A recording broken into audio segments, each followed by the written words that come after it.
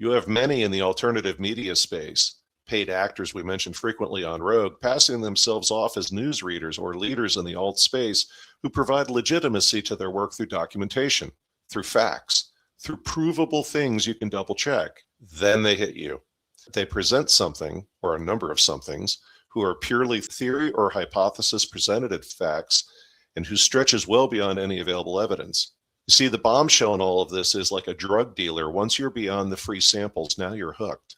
Join us for another episode with Veles right here on ESW. Good morning, everybody. It is Cowboy, and I have the show that everybody at Rogue's been waiting for.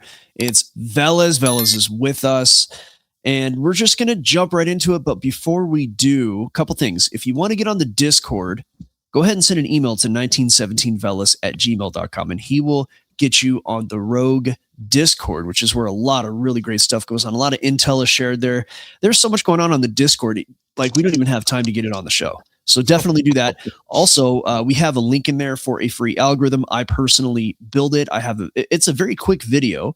It's really quick and easy. Anybody can do this.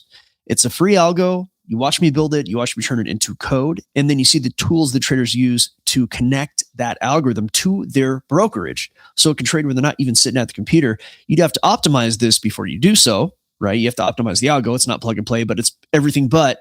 Definitely check that out. Algofactor.tech. In the world that's coming, in the change that we've been talking about, there are going to be a lot of industries that are going to suffer because of automation, because of many, many things. One thing that's probably not going anywhere is the market. And if the markets disappear, we're probably all living in caves.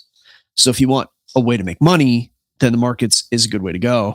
And we show you how to do that, not in a very gambly way, but a very systematic way. Algofactor.tech. Okay, enough of the sales pitch. Everybody's been very thirstily waiting for Veles, for you to come on and tell us what's going on. So please, first of all, how are you doing today, sir? I'm fine, Algo. I'm glad to be here. How are you, sir? I'm good. I had to take some time, as you know, had to deal with some personal matters, which everything is going great. So it's good to be back on the air. Absolutely. So with that, I'll launch into today's program, everyone. Thanks for being here. Today is Friday the 20th. And topics to be covered today, the real situation or possible real situation concerning the death of Mencho in Mexico a while back. More on the story of LA's former head of their water department, because that topic has evolved. What you can do about your own home water, as well as encouragement to go do something for yourself with new skills or certificates. The government just registered a domain name you should know about. The star Sirius. We had another internet outage this week. And just because governments say someone is dead, does that mean they really are? What's known as Parasocial Group Bonding. We keep forgetting important things. There's a great silence in information about conflicts that are taking place right now, which should be of concern. And then at the end of the program, I'll take us down a road about some of the things going on currently. My thanks again to Algo for articulating the email address. You can feel free to use that to either reach out for access to our Discord page, or if you just have questions or comments about my program or our colleagues' programs as well. Moving into today's topics on the appetizer section, an unfortunate one to lead us off. It just hit the news a few moments ago. Our sympathies to the family of Chuck Norris, who did pass away this morning after a medical emergency that he had in Hawaii. It popped up in the news, I think, midday yesterday or so, depending on where you are in the world or in the country, that he'd gone into the hospital. He actually was a very funny guy, great dry sense of humor, and a great actor, and he'll be missed. And I'm sure there will be a ton of memes out there about, Heaven's Gates fear Chuck Norris or things to that effect. The total bill as of Thursday, March 19th, from a information provider on YouTube called the S2 Sierra 2 Underground News Service. How much money has the United States invested in Ukraine since the beginning of the conflict? That would be $175 billion with a B. I'll go there. Imagine how much of the U.S. infrastructure could have been upgraded repaired or enhanced with that kind of spend. Not to mention how many skilled trades would have been employed with that money, who would have been spent in other parts of the country after they were paid for performing that work. Spring equinox began this morning at 10:46 Eastern U.S. time. Happy spring equinox to everyone. I'm sure the weather will continue to be a bit crazy in the United States for the next few weeks. It always is. Keep your eye out for international events tied to this milestone, other than Bigfoot sightings, meteors across the United States, and similar. Moving into El Mencho, I often point out we're usually given two narratives on major topics to appeal to the two manufactured sides they want us to follow. Along those, like Brendan O'Connell has offered the following for consideration about the recent death of El Mencho and what has been taking place between the United States, Mexico, and our friends in the Levant. There are data centers being developed on the Mexico side of the border as much as on the United States side of the border, along with other IT build-outs, including manufacturing of IT systems and equipment, including fiber optic. So why does this matter? Because some of the cartels have been extorting money from those facilities and those builds across Mexico, as narcotics is not their only source of revenue. They are criminal organizations. This includes the following, which when I heard this, I went and spoke to some folks I used to work with in the telecom industry, and they gave me the very emphatic, oh yeah, that happens all the time. We've been dealing with it even on the southern United States, including Texas and other U.S. states where the cartels operate. So what is that specifically? Well, the cartels have been pouring acid down the tunnels where fiber optic is kept and removing the manhole covers to destroy fiber optic runs. So if the cartels get paid, that doesn't happen. So a little history. Don't let anybody lie to you. In the 1970s and 1980s, the governments of Mexico and the U.S. had arrangements with drug exporters during those years. If drugs were busted in Mexico or the U.S. side, it was either law enforcement optics or people moving narcotics who weren't on the official payrolls of both governments. This is the reason why during the Reagan administration, they always knew exactly how much narcotics the U.S. was always trying to stop. I was always amazed at how exact the figures were when we would say things to the effect of, well, we know that X amount of this type of narcotic has been brought into the United States through Mexico. And it's like, well, are you charging them a toll and just letting them in? And the reason why that was the case was because there were agreements between the U.S. and Mexican government and the cartels about how much narcotics would be moved into the United States. It was a controlled business. In recent years, and with the battles among the cartels have been making money on a number of other things not related to narcotics. This has included a wide variety of extortions into any profitable business, and that includes everything from car manufacturing to Pemex oil operations to telecommunications. Who is the El Jefe in Mexico when it comes to telecom? Well, that's Carlos Slim, who's the richest man in Mexico. Now, you have to ask yourself a question. Do you think someone with his kind of pull in Latin America doesn't have an opinion on anyone messing with his assets? Not saying he was involved in El Mencho's death, but I'm sure he's paid for his fair share of people being dealt with. The net of this topic is powerful people want to turn Mexico into a biometrically managed smart city. Smart city country, pardon me, via our friends in the Levant, the United States, and Mexican corporations who profit from it. Oh, and not to forget, China's involved too, via Foxconn and other firms.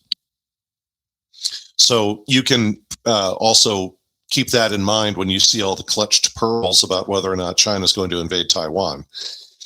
O'Connell feels there'll be only approved people very shortly moving narcotics out of Mexico, and there'll be probably further removals of certain key traffickers in Mexico to bring the situation under control. The Los Angeles Water. Well. On my last program, I covered how the CEO of the Los Angeles Department of Water and Power stepped down. This would be Miss Janice Quinones, who was making $750,000 a year and is now has moved to Puerto Rico. She's the one who gave the order not to refill the reservoir in the Palisades region because the covering on the reservoir was under maintenance. There were also 400 fire hydrants in that area in need of repairs as well. So imagine what popped up on Saturday, March 7th, the day after the last program I had with all of you. Evidently, there was a legal case being brought against the LA Department of Water and Power, and a judge did not close down the case and found that the case can move forward and he found the Department of Water and Power liable for a dereliction of duty. That case is being brought by Spencer Pratt, and the city had been trying to block the case because there would be full legal discovery, including all emails, text messages, and memos relating to the Palisades fires. She literally quit the day after the judge said the case and the discovery can go forward. And of course, this is just another reminder why I keep hammering about that other court case concerning the FBI and finders keepers with the missing Union Gold in Pennsylvania. It's all about the discovery, folks, legal discovery. I hate to say it, but in many ways, discovery and publicity around certain topics is more damaging at times than the financial penalties these organizations have to pay. For all of you who are interested in how to find a way to create corrective action. But wait, there's more. She's literally fled to Puerto Rico, a U.S. territory who's a protectorate of the U.S., not a state. In fact, an island who keeps trying to argue they're essentially their own country. Oh, Veles, that's crazy. Crazy, am I? Then why did Puerto Rico enter the Winter Olympics as their own team with their own flag and not the U.S. team? What do you want to bet if anyone tries to extradite her from Puerto Rico to get blocked? Maybe if it doesn't, she can take one of the many job openings in Venezuela right now. You just can't make this stuff up. Water at home.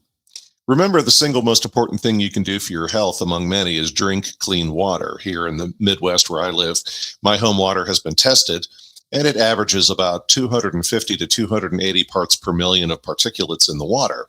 Thanks to my triple osmosis system I've got in the kitchen, I can reduce it down to 18 parts per million, which is quite a difference. A reverse osmosis system is also known as a triple osmosis system, or RO, reverse osmosis. I'm raising this topic due to a Zero Hedge article articulating the continuing problems in the U.S. water infrastructure. To oversimplify, costs from lost drinking water are about $6 billion a year. Noting efforts nationally to repair aging infrastructure is the main consideration. The cost to replace water pipes is roughly $1 million per mile in labor and parts. The U.S. has 2.2 million miles of underground drinking water pipes. That would be a bill of around $1 million per mile, being $1 trillion. Of course, that $100 billion or more, $175 billion we provided Ukraine could have gone towards that bill, but what do I know? The takeaway for all of you is if you cannot protect yourself with a triple osmosis system due to cost or other considerations, you do have other options. There is what's known as an ultrafiltration or UF system that has a membrane like a triple osmosis system. It's just not as effective. There are what are known as KDF filters, as well as distillation systems. And lastly, keep in mind that charcoal carbon filters, which are quite popular, those will remove chlorine and organic compounds and some heavy metals, but they do not really remove particulates. They catch maybe 10% of them, but it's still better than straight up tap water. Caesar is missing. Something rather interesting is occurring relating to the topic of Cesar Chavez. For those of you who may be a little fuzzy about Caesar, he was a U.S. labor leader and civil rights activist in the 1960s and 70s. His focus was to protect agricultural workers from exploitation and was very successful in his efforts. He was awarded the Presidential Medal of Freedom posthumously in 1994, and March 31st this month is his birthday. Recently, he's been accused of sexual misconduct during his years of activism. Whether those things occurred as described or not, I'm not passing judgment. The facts must be considered and we can decide then. Yes, decades have passed since his death in 1993, and that does raise a question as to why now. Nor does it reduce the individuals claiming they were abused. It does beg the question why, if this was known, it was not raised in the 1980s or 90s or following his death. He certainly is in no position to defend himself. So what does Veles think? Well, the Mayor Bass of Los Angeles was very quick to announce just yesterday she wants his holiday in LA renamed. Second, statues of him are being removed rather quickly from several locations across the United States. We haven't even had a full investigation into these claims, yet local governments, known for their glacial speed of decision-making, are moving this forward. That stinks to high heaven. This was planned. So why would it be planned? Well, probably because of something about Cesar Chavez even Rush Limbaugh used to reference about the man. Cesar Chavez believed in strong U.S. borders. Now, why would an agricultural activist of Latin background want strong borders and immigration policies? Well, this is where the enemy of my enemy is my friend. He knew corporations and large farms would fight his efforts for labor condition reform and better pay by giving jobs to whoever they could lure across the border. The classic strike-breaking tactics of the 1920s and 30s. Chavez knew to protect agricultural workers, he had to stop the problem at the source. I would also point out, if we're re-examining heroes of activism, then what about Margaret Sanger, the inspiration for Planned Parenthood? You'll hear statements made her views regarding immigrants and others were due to the era she lived in and shouldn't be taken too seriously. I've seen many politicians backpedal about Sanger for decades. Here's the thing. Read her diaries, who are public. She was a eugenicist and an advocate of human engineering, and her loathing for people of color is to the extreme. Yet we're leaving her untouched, but we're suddenly going after Cesar Chavez. Why? I'm reminded of a relative of mine who warned in the 1990s, they're going to go after John Kennedy in years to come. I mean, he wasn't perfect and far from it. They're going to have to destroy his vision of reining in the central banks, the intelligence community, and honest negotiations with other countries, because that doesn't fit the narrative they want, unquote. Cooper's comment. Richard Cooper is a guy who speaks to predominantly audiences of men about dating, protecting yourself mentally from the challenges of life, and similar topics. We at Rogue were chatting, and a colleague posted a recent quote from Richard, who's as follows: "Men who fail to organize into tribes get wiped out by men who do," unquote. A good idea, and certainly gets to the root of a lot of what we do here at ESW Rogue. Go find your tribe, folks. Just want to interject there. I know Rich. I've gone camping with him for a week. He's a good guy. Still, I'm pretty involved with what used to be his community, and I've got Rich on speed dial. So he's a decent fellow. He's a big guy and he works out a lot. yeah, he's in pretty good shape. No, for sure. And he's helped a lot of guys with a lot of stuff. Domain names are us. My thanks to a longtime listener of our program for the following. Domain names, or loosely said, a shorthand of a full website address, must be officially approved for use on the internet. Some domain names are highly prized and are very valuable, especially if a company is releasing a new product or brand refresh, among other things. Think of the change from Twitter to X. The U.S. Cybersecurity and Infrastructure Agency, known as CISA, recently registered a website name you should know about. That domain name is aliens.gov. I'm not joking. You can go look that up. We at ESW Rogue have joked about one of the things the elites might use to achieve their aims is the equivalent of aliens landing on the White House lawn. What's the backstory? CISA applied for the domain name, but it appears they did so on behalf of the Executive Office of the President. Apparently, this is the website where files will be posted by the White House order to release data regarding aliens and UFOs to the public. Stay tuned. Of course, the question I have is, then why didn't we just set up I know the Justice Department did it on their website. Then why didn't we just set up a Epstein.gov page while we're at it? Internet health. My thanks to another Rogue listener who provided details about internet issues on Wednesday, March 18th this week. One of the sites encountering issues was Cloudflare, and you've heard me mention this service provider before. For a particular vendor to be encountering issues like those at Frontier, the AI site Claude, Verizon, or Spectrum is one thing. Cloudflare having problems is another. This is because Cloudflare's network manages 20% of the world's internet traffic, and of that figure, it includes 50% of the top 1 million websites. Cloudflare is a web delivery network, or what's known as a CDN, who deliver content globally by reducing delays in web content. They're also responsible for helping their clients mitigate distributed denial of service attacks, or what are known as DDoSs. Loosely said, they help improve your experience between you and the internet. When they get targeted, you have problems. This week's problems are not new, and we witnessed events like this previously. Was this Iran or someone trying to make it look like Iran? There's no way to know, but my bet is this is another series of attacks on U.S. infrastructure who could be literally coming from anywhere. What this means to your kitchen table is if your internet provider is having problems, is your cell phone provider a different network? If one network is down, can you access the internet through your cell phone by making it a hotspot? We often hear silly stories about how a single technician was responsible for an outage. That's nonsense, as there are complex procedures in place to prevent that very thing from happening. My gut says we'll see an increase in events like this the closer we are to October of this year. The star Sirius. This July 4th, the United States will be celebrating its 250th anniversary, and I was a kid during the 200-year celebrations in 1976. The timing is important because the star Sirius will be in its heliacal rising. Sirius was very critical in the ancient world and was the time when ancient civilizations celebrated the new year. Who were the civilizations who marked its appearance on the eastern horizon as the new year? Well, that would be ancient Egypt, Mesopotamia, including the famous Sumerians, ancient Greece, and several indigenous cultures around the world, including the Dogon people of West Africa. As we shared on a prior program, the Egyptians in particular celebrated the rising of Sirius because it also coincided with the flooding of the Nile. Sirius is also known as the eye in the sky for you fans of Horus among Egyptian and other ancient practices.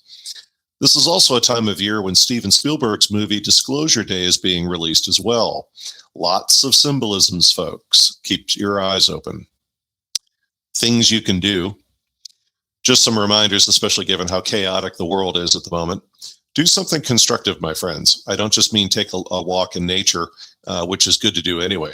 Go accomplish something meaningful.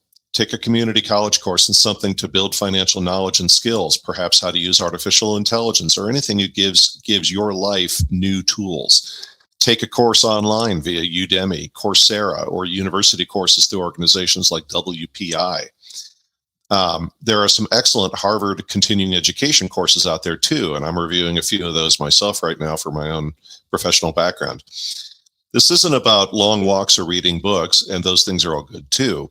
Find things who provide you with results, or as we're fond of saying at Rogue, assets, something tangible, a certificate, a certification, or even a license. Now is the time to find new skills.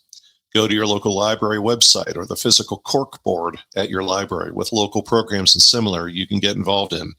Maybe bushcraft is your thing and you want to learn how to build a shelter or a fire in any kind of condition. And I'm also not intimating you need to build a militia, but for those of you with an interest, take courses in firearm safety and home protection.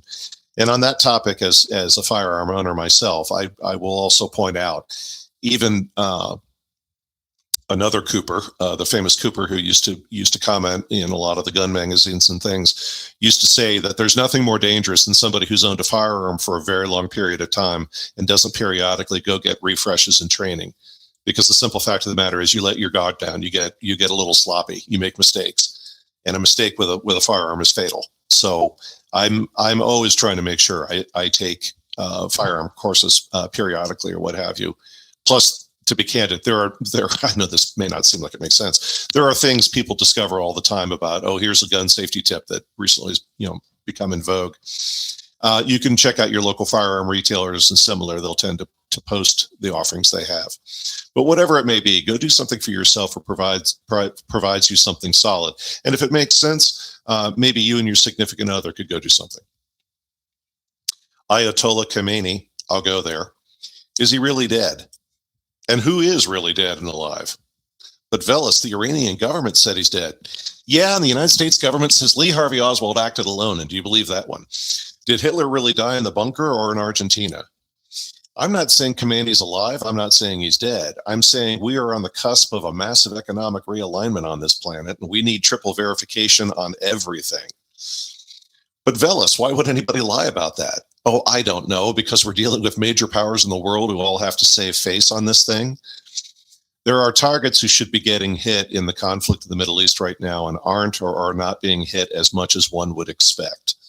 And I know many might say, well, how can you say they're pulling their punches? Well, but militarily on a certain level, they are. There's just no other way to say that.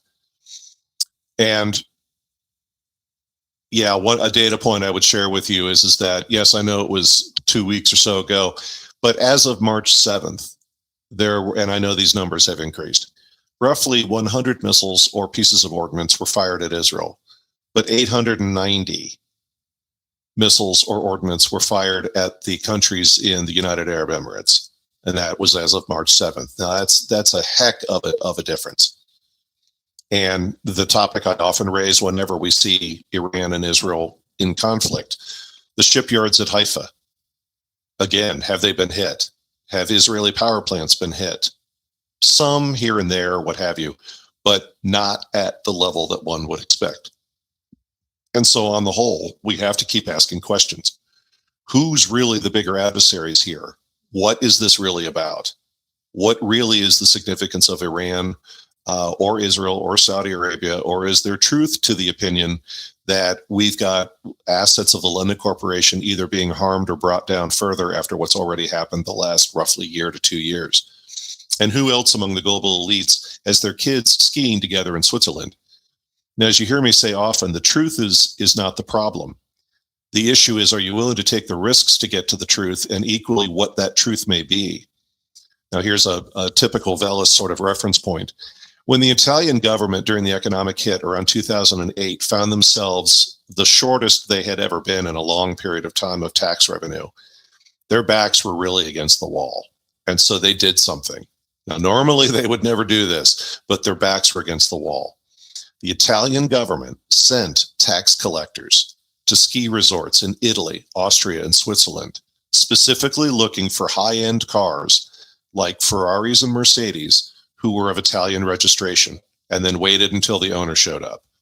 In nearly every case, the car was registered to an offshore business owned by millionaires who were vacationing with their mistresses. Within a single weekend, Italy recovered about 40% of their missing tax revenue, as the owners of those cars wanted that nonsense to go away immediately. The Italian government always knew what was going on, but even they reached a point where they had to address their tax problems and go to extreme measures. I also believe that probably there was a flood of car registrations to other countries around that same time. So on a bigger scale, what really are the elements in the backstory of the current Iran conflict? And I will delve into that toward the latter half of today's program. In the shadows, there are so many things taking place in the shadows right now. There's great difficulty in keeping track of it. Here are some examples. Regardless of what we think we see, investigations into the frauds in Minnesota are still ongoing. It's not just investigations also into Georgia's voting records who are taking place, but also Maricopa County, Arizona, who's the same thing as saying Arizona itself, given the population density in that county. We also have had some strange threats to the lives of celebrities and others, including that weird situation of the shooter looking for Rihanna the latter half of the week of March 2nd. Data center builds are slowing across the United States, if not even in some cases being stopped, because communities are not just pushing back, but say it with me, they're learning how to push back. A partial potential reason for the BlackRock freeze and withdrawals that we heard about a while back from the HPS Corporate Lending Fund may have at least in part been due to the following. That being that BlackRock owned a lot of hotel properties, especially on the West Coast, along with other private equity firms, where H-1B visa holders were living while on contract in the United States, and their employers were covering the hotel bills. As we've had a massive drop-off in H-1B visas, or at least fear by H-1B visa holders to continue working in the United States, that's an immense amount of lost money on those hotel properties. It also begs the question of what else is striking private equity right now that we're not as aware of. Again, another reason why I like that PE Hub website, Private Equity Hub, who of course is expensive as all get out. It's like $3,000. I just read the summaries of their articles or find some of them posted in other places, but it's something like $3,400 a year. And I mean, it's money well spent if you need that kind of intelligence.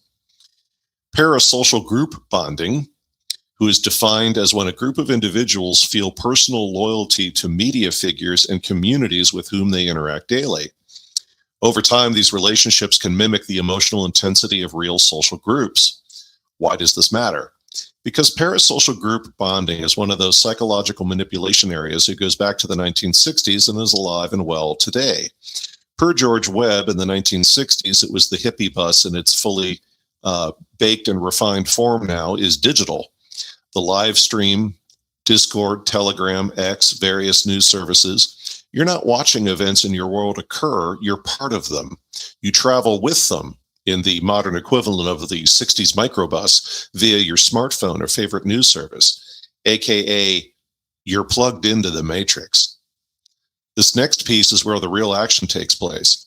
You have many in the alternative media space, paid actors we mentioned frequently on Rogue, passing themselves off as newsreaders or leaders in the alt space who provide legitimacy to their work through documentation, through facts, through provable things you can double check. Then they hit you. They present something or a number of somethings who are purely theory or hypothesis presented as facts and who stretches well beyond any available evidence. You see, the bombshell in all of this is like a drug dealer. Once you're beyond the free samples, now you're hooked. These new media environments don't care whether you believe them per se. They care whether you're loyal. And that's the key word. Loyalty. And to fail loyalty is to be ostracized and shunned from your former family or group. Look at what occurs to anyone who strays from the official narratives of the left and the right. It's why I like the folks at Freakonomics. Drugs are rampant and we need more laws and incarceration. No, we need more social services. You're both wrong. It's a franchised model where only a small elite make any real money, and it's why drug dealers live with their mothers.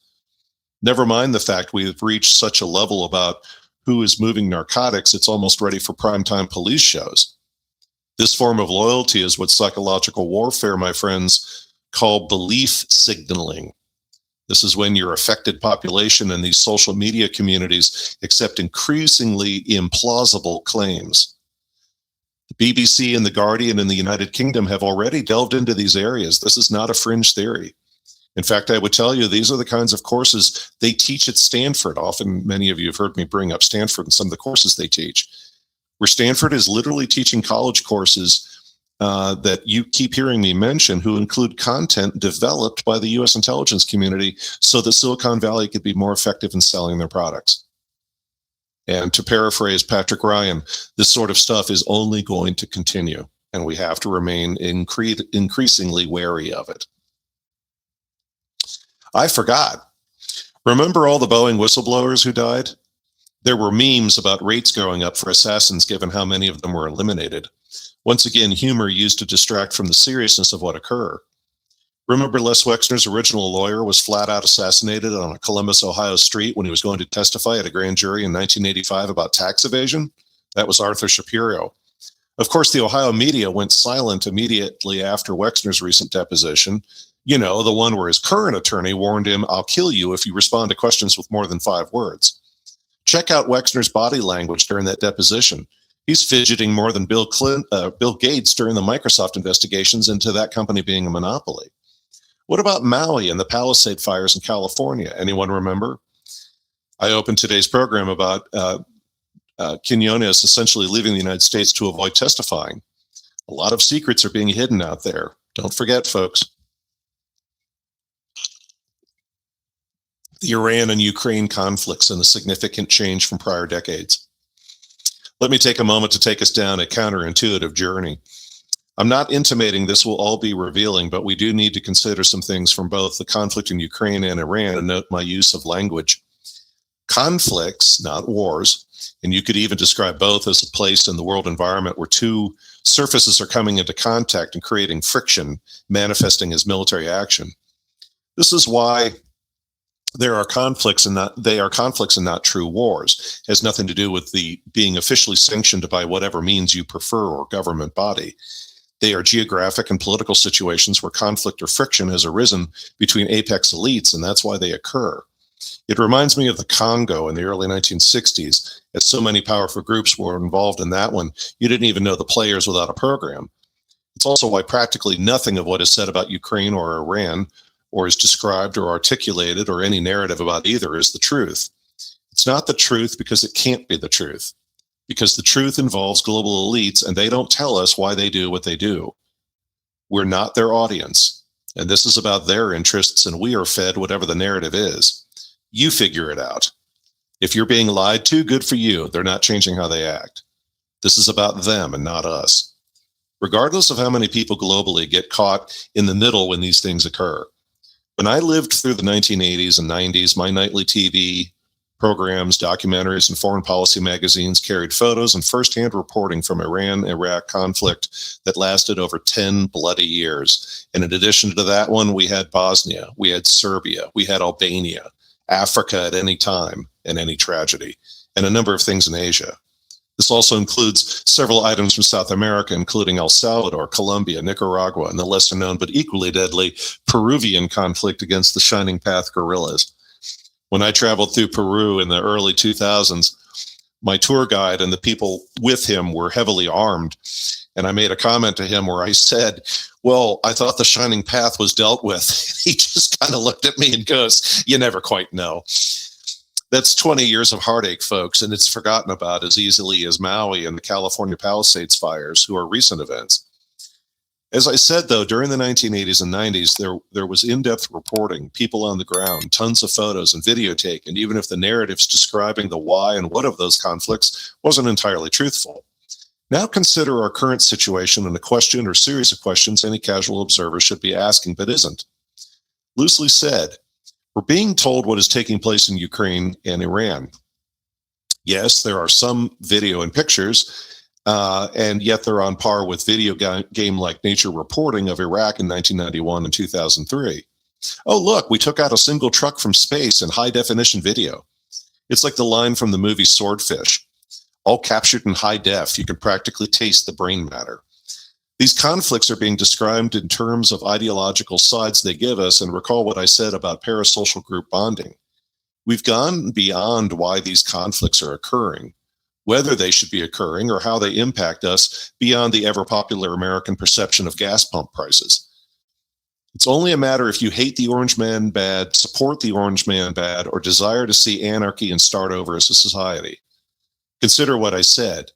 These conflicts and massive losses of life are only explained and given to us in the prepackaged branding of sides in our various countries. There's no depth of reporting, and there is very little imagery beyond what they give us. Let me go even further. There's practically no independent reporting of any kind in either of these conflicts. That is, unless you consider TV from Japan or Indian news services as independent because they don't live in those countries. Let me be even more blunt. Do any of us truly have the slightest clue what the heck is going on in either of these conflicts? I don't just mean why they're occurring. I mean, what's the real world activity on the ground? I'm joking, but I'm making a point. We could literally be at war right now with Martians in both of these theaters of conflict, and we wouldn't know. To paraphrase Men in Black, imagine the things will be like in another 6 months to a year. Loosely said, we're living in a worldwide information blackout. Were there bioweapons labs in Ukraine along with laundering and child trafficking? Yes. Has that been reported outside of very narrow coverage in the alternative media? No. What occurred in the conflict with Iran, we know nothing about. Imagine what a blackout like this could achieve during the next major economic correction. Food for thought. Excellent image, by the way. Algo, thank you. Turning to AI again, what is a world model in AI? As usual, we're not dispensing investment advice, but it might be worth investigating these following firms. There are top leaders in IT who feel the current focus of artificial intelligence tools is wrong to justify rolling out new offerings quickly instead of thinking about the long game. The publication Quartz has an article about Meta's former AI chief raising $1 billion to prove chatbots are the wrong way to go. He's created a startup called AMI Labs to develop what he feels is real machine intelligence without utilizing ever larger chatbots with associated level of spend. AMI stands for Advanced Machine Intelligence Labs. His focus, and this is a term to watch, his focus is what he calls world models. That approach is in opposition to many in the industry who feel LLMs, or large language models, are the correct path to better intelligence. What is an AI world model, you ask? It's an AI system's internal representation of how the world works and essentially a learned simulation. That simulation who captures structure, dynamics, and relationships of that environment. Instead of mapping inputs directly to outputs like a reflex, an AI builds an internal mental model it can use to predict, plan, and reason. There are some examples of systems like this already in the market or in the wild if you prefer. They include Dreamer from Google DeepMind, JEPA, J-E-P-A, from Jan LeCun, who's the subject of the article and founder of the company AMI. There is Mu0, M-U-Z-E-R-O, from DeepMind, and a product called Sora, S-O-R-A, who is interesting. Sora creates video generation models based on learned physics. Now, what's kind of interesting to me about this topic is that even in the IT industry where folks inhale information, it's just a necessary reality of our work. Even in that world, there's gaps. And what I mean by that is as follows.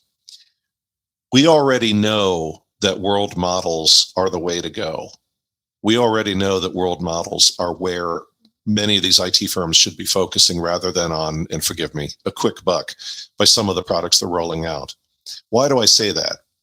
Because everyone from Popular Mechanics to other publications in the public domain, everything I'm about to say is already in the public domain. We already know that the NSA data center in Utah has been working with stuff like this for decades. We know that many intelligence agencies around the world, and yes, one of my favorite group of folks to point out, the French. Many countries' intelligence agencies have been using world models to study various possible outcomes, making national policy decisions and similar. It's just a function of evolving it to its next level, and we'll see where that takes us. On the other side of the ledger, artificial intelligence abused. Remember, everyone, AI is a tool like any other, and it could be used for good or bad.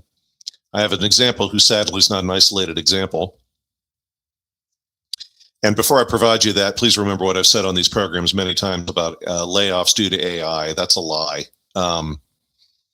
It's a lie the way people said robots eliminated manufacturing jobs in the 1980s, the way offshoring call centers was the solution in the 90s, and the way offshoring everything that bolted down in the 2000s accomplished anything but cost avoidance. Realistically, it will keyword eliminate several job types at a later time, but not right now. It's purely a financial exercise when you hear these stories. So to the example in question. Over the years on Rogue, I've shared with you technology originally used in intelligence or military circles who found its way into civilian law enforcement. This goes beyond former military vehicles painted black with the word SWAT on the side. I'm talking about the stuff you should be concerned about, inclusive of AI technologies.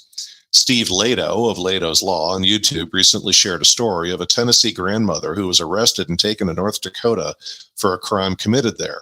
Why? Because a facial recognition system software said she was the one who committed fraud in North Dakota, even though she's never been to North Dakota. For your legally minded folks, this story has so many elements of mistakes, errors, and potential litigation, it's mind-blowing. She was held, get this, for 6 months. 6 months in Tennessee and North Dakota, and during that time, she lost her house, her car, and her dog.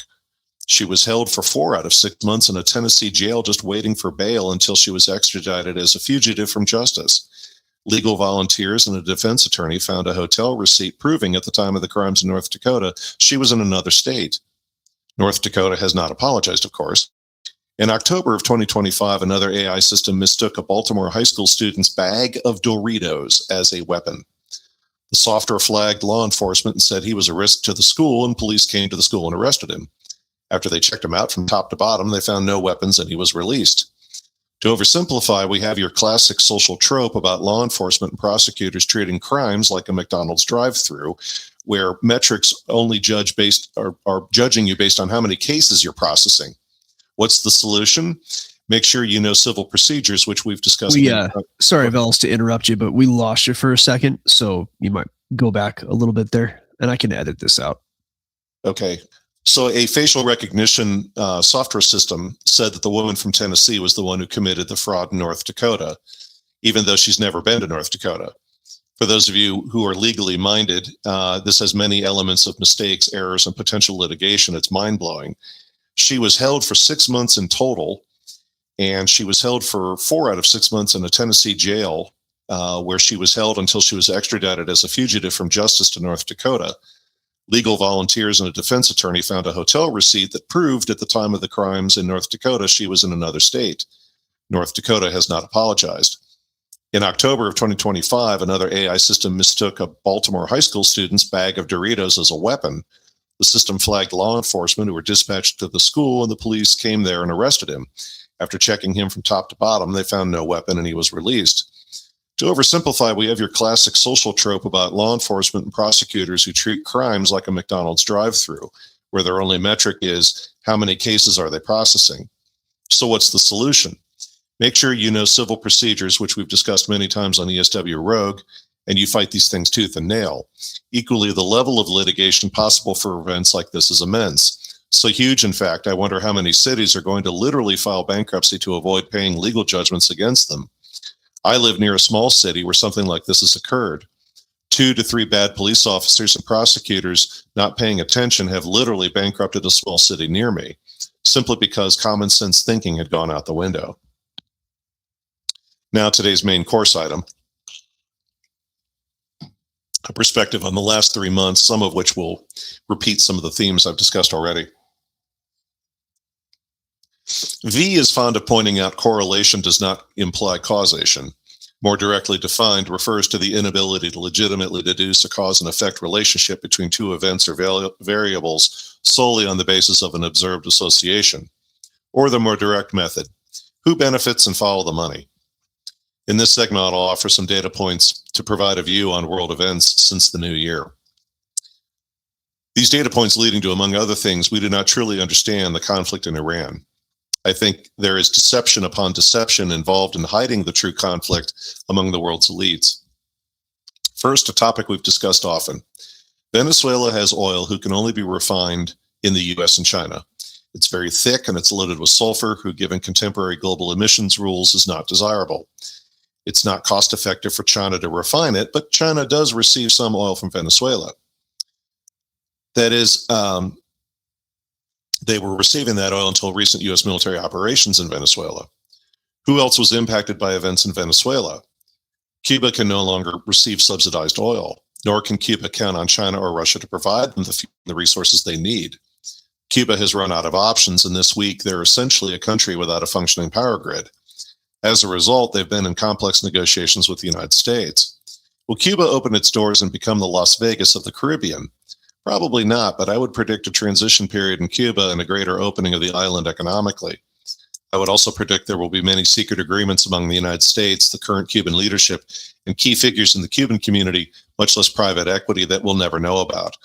I would also pause on that point and pick up a recent story that popped up the last 2 days or so about the fact that you have to kind of dig for it, but depending on where you look, there are stories floating around there saying that the current Cuban government has said that the Cuban expatriate community will not be blocked from being involved in investments in Cuba or supporting Cuba, and their legal rights will be protected.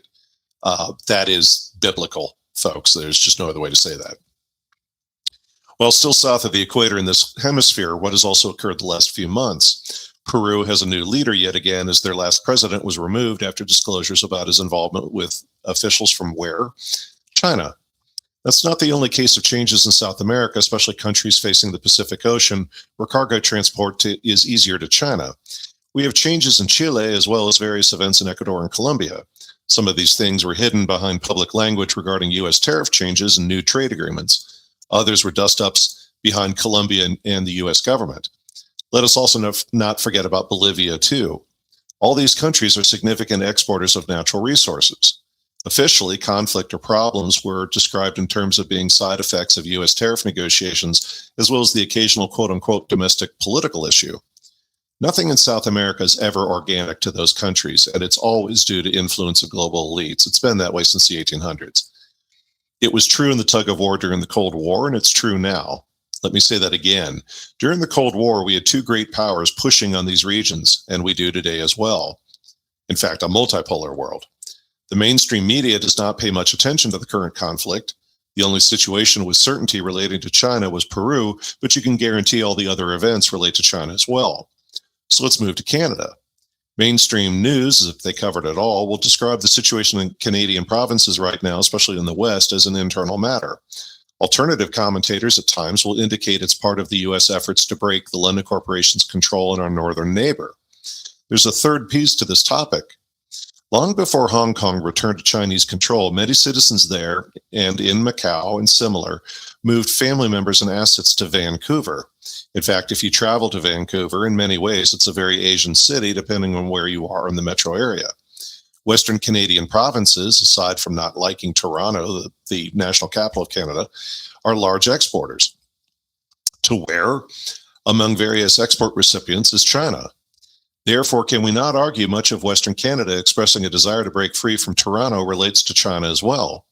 Western Canadian oil sands and other natural resources are critical to China, the same as U.S. Appalachian coal is for Chinese power plants. Then we must conclude Canada's western provinces joining a new union closely aligned to the United States is to guarantee they follow U.S. strategic goals and not Canada's nor the London corporations. Lastly is Iran. Depending on the source, China receives 50% of its oil from the Middle East, and of that figure, most of the oil comes from Iran. So who's the most impacted by disruptions caused by Iranian oil? The global community who can source oil from other countries, including Russia or China? Recall there was a massive effort to push Donald Trump's first administration to go to war with Iran. Via a variety of means, those efforts failed, and at the time, there was every appearance it was to support goals coming from the Levant. Was it, though, given the long history of relationships between European banks, especially France and Germany, with Iran, as well as the very well-known fact many in Iran and Israel do business together? Not to mention the leaders of Iran and Israel's kids all skiing in Switzerland together. What was a missing factor in prior and current potential and actual conflict with Iran? Someone in that neighborhood with regional aspirations of their own, including a desire to have Iran out of the picture. This would be Saudi Arabia, the world's biggest oil exporter. In my opening to this segment, I quoted a line from the movie JFK and Donald Sutherland's famous dialogue about who benefits and follow the money. The rest of the details are just a parlor trick to keep you confused. Are certain elites working to create a greater, more defined sphere of U.S. influence in the Americas and the key waterway assets? Yes. What is key to such a move? Greenland and Cuba. Why? Because they're the equivalent of large lighthouses for international cargo transit. What supposedly is one of the biggest elements of the new economic order beyond things like digital currencies and addressing immense debt. Due to the cost erosion created through AI technologies, what is valuable are things AI cannot create or manufacture or reduce the value of. Like what? Natural resources. Who are key natural resource hubs in the Americas? The countries in South America I mentioned and Western Canada, among others. How are those goods transported? Often by ship through key waterways, of whom Greenland and Cuba are critical if your goal is to control and monitor such naval traffic.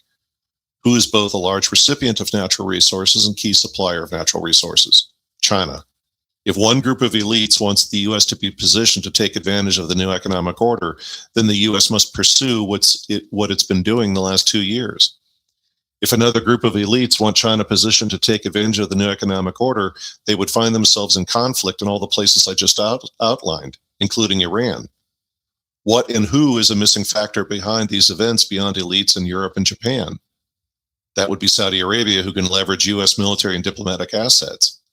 I'd be remiss as well if I didn't bring up our friends at the London Corporation.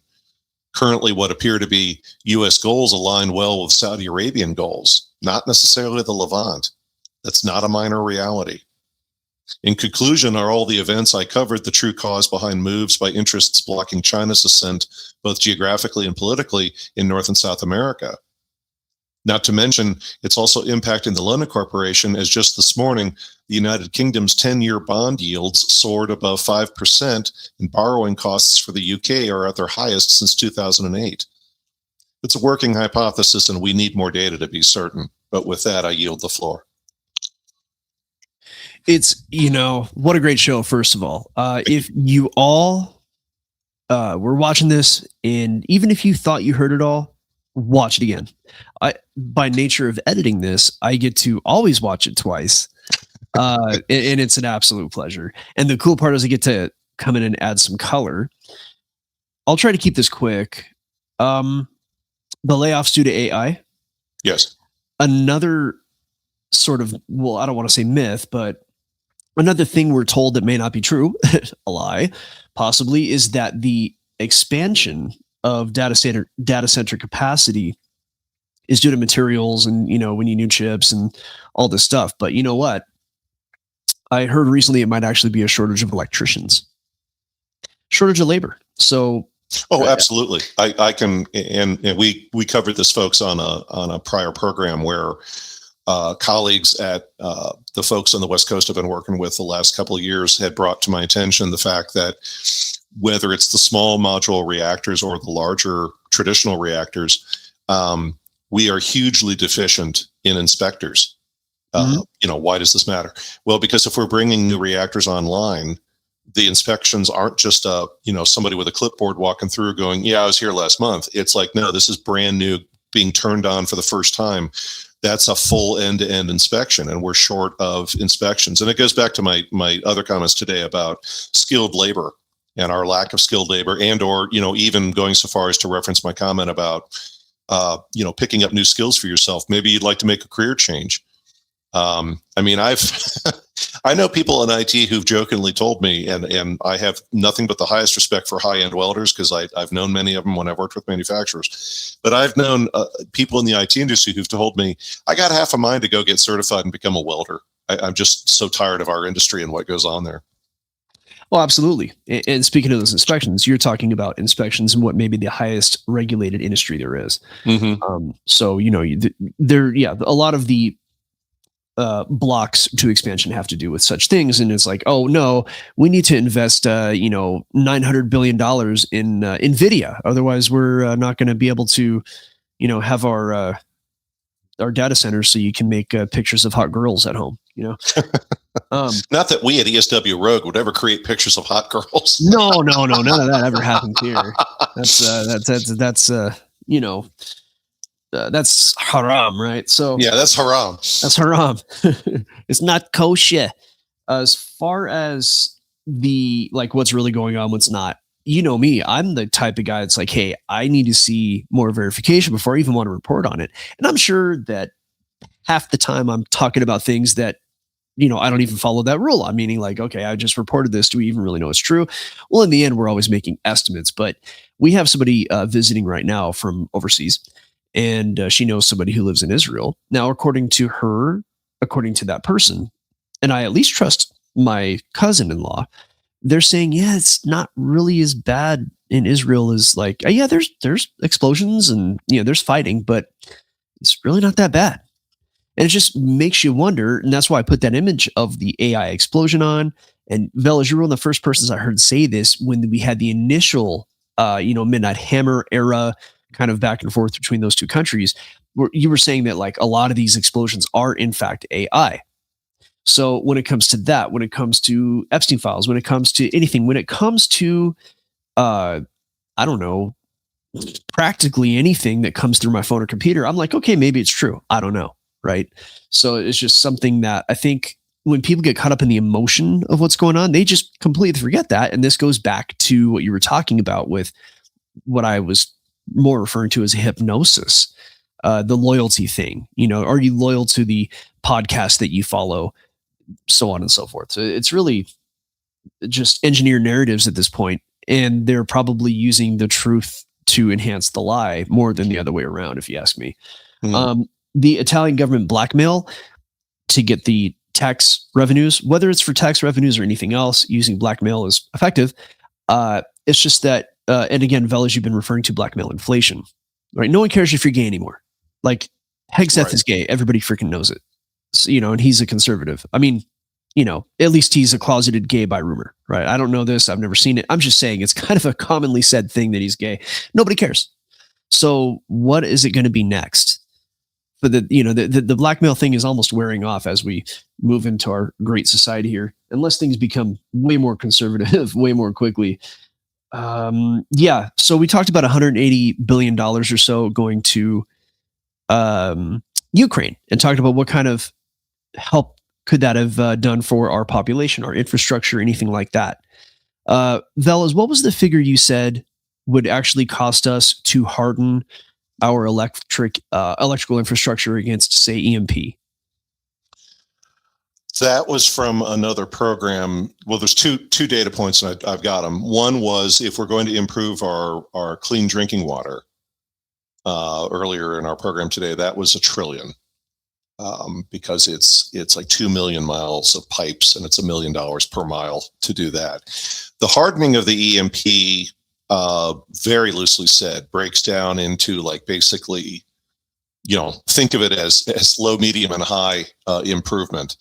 But it's 2 billion ish to do a minimal level of hardening. And when I say hardening, basically systems that will shut things down quickly and more effectively than we would do so today. Moving into medium or high levels of improvement, You could be approaching probably 20 billion, 30 billion on the high end, but without a doubt, we could have in 3 to 5 years or less, depending on whether it's commercial firms or government agencies doing it, we could have really reinforced the national power grid, and in all of its pieces, which is a good thing that it's in pieces, not one big united grid. And we could have taken a serious bite out of the more at-risk areas of our drinking water at the same time with the kind of money that we spent on Ukraine. Do you want to guess how much money just got basically, I don't know if the bill is approved or not, but I think it is, for Iran? I'm probably going to get upset. How much? 200 billion after 3 weeks. Oh my God. So Ukraine is, years in happening. And, we put 180 billion towards it officially. Who knows what the real number is? Now we're officially okaying 200 billion to go to Iran, which has no benefit to us, right? In fact, it's a detriment to us, if you ask me. Now, I'm sure, unless, as I was saying in today's program, there's accuracy in the theory hypothesis that all of these steps are to create the next, loosely said, 50 years of what the world economic and trade environment looks like. Which was the caveat I was just going to mention. Yeah. So, we have friends of the show who say these things. The problem is that smacks a little bit of plan trusting to me. And it's just, I've increasingly been given reason not to trust in the plan. It's just everything that we are doing is always being sort of buttressed by, we need to do this to do that. And we need a, 5D chess and all that. Now, I think there's maybe some truth, some fiction. I'm always one that's going to be like, okay, it's possible, which is why we have certain guests on the show that talk about plan trusting. But in the end, I get to the point where I want results, and we're not seeing them, and we're seeing the opposite. To your point, this is where we're dancing with the dangerous reality of no one's interested in results for us.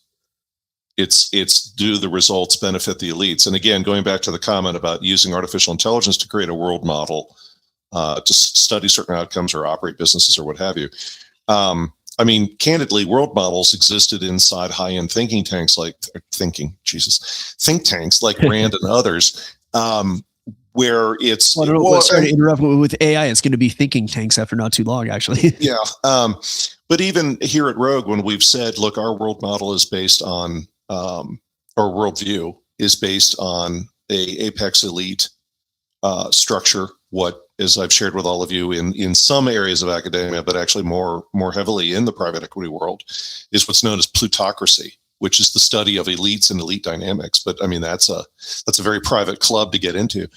Where I'm going with this is we've known and seen what the outcomes were of Bretton Woods and World War II. We've known and seen what the outcomes were in the 1960s, moving off of metals behind the US dollar and finally silver in the early 1970s. We now know what the truth was behind those behaviors, those actions, and similar, and what the outcomes were. And I'm not saying it's easy, but then therefore what we should do is look at what was stated as the goal, what actually happened, because there's no way whatever happened didn't benefit elites. It's just that's like laws of physics. So it's the same thing right now, because the candid thing is we make mention of the fact that even major media outfits are now mentioning London Corporation by name. I made a comment, I think 1-2 shows ago, where I said the London Corporation just made a public statement about, we think weapons building is a really good thing for Europe. And it's like, holy shit, they just made a statement in public.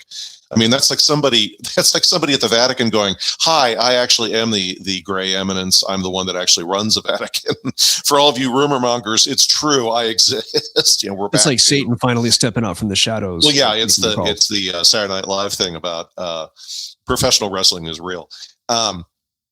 So it's the same thing here. It's we've seen other models and can analyze what happened the last 100 years, even the last 200 years. In fact, I would even go so far as to make this statement. One of the things that came to me while I was producing that piece for the latter half of today's program was my dead relatives looking at me saying, you could make the argument that this is the past behaving itself again. And I'm like, what do you mean? Well, look at what the London Corporation did in Europe in the late 1800s, early 1900s. What was their goal? We have to get rid of Imperial Germany. We have to get rid of Imperial Russia. And we got to knock the Ottoman Empire into the corner. And then we'll have things the way we want it. And then phase 2 was Adolf Hitler, but then he went rogue and screwed the whole thing up. And my point is, when I look at this conflict right now, it's like, who is being irrevocably harmed by what's going on? Well, in many respects, it's Israel. So then why would Israel, who's so careful about their foreign policy, execute such a conflict this way? Ergo, are we really dealing with a situation where somebody's trying to take out two problems at once, being both Iran and what it represents, and Israel and what it represents? In the case of Israel, taking it down a couple more notches than it's already been brought down. And who is the party that benefits most from that? Well, among others, it's Saudi Arabia. But again, that's purely hypothesis. Well, I think it's the only type of analysis we can do. Yeah, look at, and I agree with you on that. So everything you just said, you look at the past, look how it went, look who benefited, right?